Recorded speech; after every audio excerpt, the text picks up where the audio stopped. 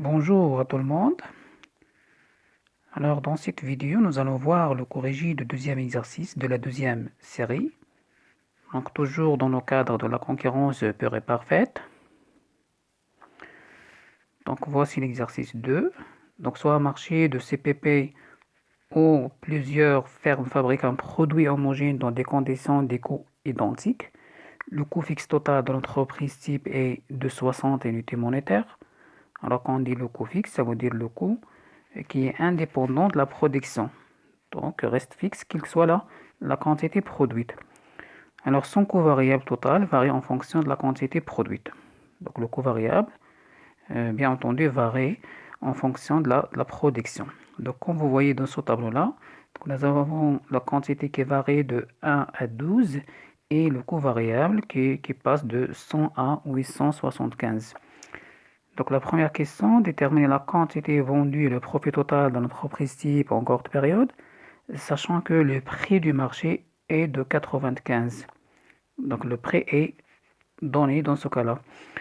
Deuxième question, déterminer la quantité vendue et le profit de cette firme en longue période, ainsi que le prix de vente du produit sur le marché.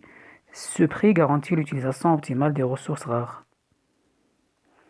Troisième question, déterminer le nombre d'entreprises qui interviennent sur ce marché en courte période et en longue période, sachant que la demande au marché évolue en fonction des prix selon le tableau suivant. Donc ce tableau-là concerne le marché. Donc on a la quantité du marché et le prix du marché. Donc il ne faut pas oublier que dans le cas de CPP, le prix de l'entreprise égale le prix du marché, car l'entreprise est preneuse de prix. Alors on commence par la première question. Quantité et profit de l'entreprise en courte période. Alors pour déterminer la quantité ou bien la production optimale de l'entreprise en courte période, donc on a P égale le coût marginal. Donc toujours on commence par P égale le coût marginal ou bien ce qu'on appelle la condition de maximisation des profits. Donc le prix est donné égal 95 égale le coût marginal. Donc on va calculer le coût marginal. Mais pour pouvoir calculer le coût marginal, donc il va falloir d'abord calculer le coût total. Alors le coût total égale tout simplement le coût fixe plus le coût variable. Donc voilà, comme vous voyez dans la quatrième colonne, on a le coût total. Donc c'est la somme des coûts fixes plus le coût variable. Alors pour le coût marginal, donc le coût marginal dans le cas décrit égale delta coût total sur delta quantité, ou bien la variation du coût total sur la variation de la quantité. Donc la variation du coût total, donc tout simplement c'est la valeur finale moins la valeur initiale, ou bien le point d'arrivée moins le point de départ. Donc par exemple, la première valeur du coût marginal, donc on a 70, donc 70 tout simplement c'est 230 moins 160 divisé par 2 moins 1. Pour la deuxième valeur, donc on a 60, c'est 290 moins 230 divisé par 3 moins 2, et ainsi de suite. Alors pour le coût moyen, donc le coût moyen égale le coût total sur la quantité. Voilà, donc alors en ce qui concerne notre question, ça veut dire la production optimale. Donc d'après ce tableau, donc on va chercher où se trouve la valeur 95 pour le coût marginal. Alors P égale le coût marginal égale 95, donc quand la quantité est égale à 10. Donc la production optimale en courte période est égale à 10.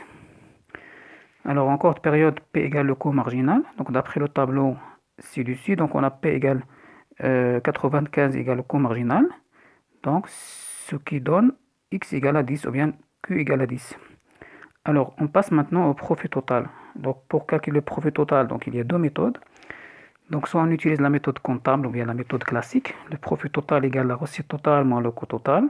Avec la recette totale, tout simplement c'est le prix fois la quantité moins le coût total.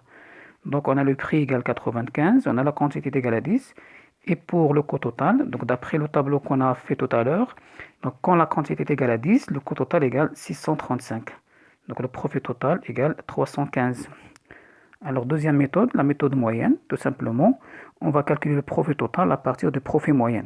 Donc le profit total que vous voyez égale le profit moyen fois la quantité. Et le profit moyen, pardon, égale la recette moyenne moins le coût moyen.